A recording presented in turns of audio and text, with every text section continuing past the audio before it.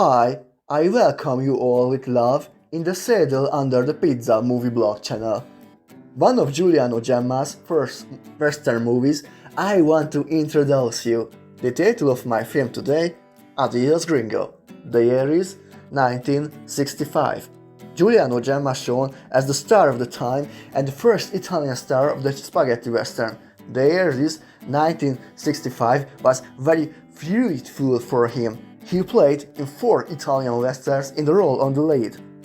In order, Blood for a Silver Dollar, in Duccio Tessari's Ringo films, and finally in his current movie Adios Gringo. There is a certain George Finley on the staff, listed as a director. Through the custom of the time, these Anglo-Saxon names also encompass an Italian director, who is none other than Giorgio Stegani. The director is a generation older than he worked alongside Giorgio Ferroni as an assistant for Stegani. This was his first self-directed spaghetti western film.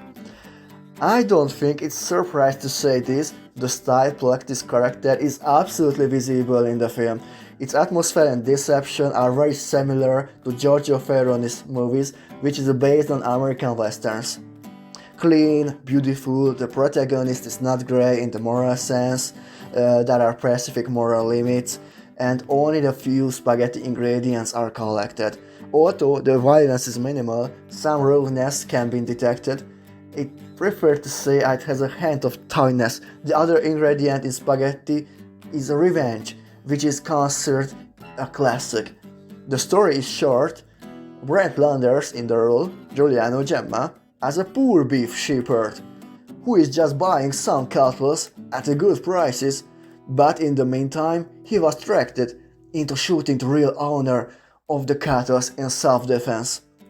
Then he will go on horseback to find out who hit him. While watching the movie, it is impressive that the narrative is very good. Not did we find very unpleasant dialogue. Stegani's work is a great help to resolve that this arrangement is adaptation of a work of fiction.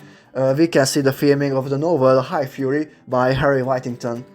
I like the detective approach, where trying to enforce the atmosphere. The criminal thread carries the main thread of the weft.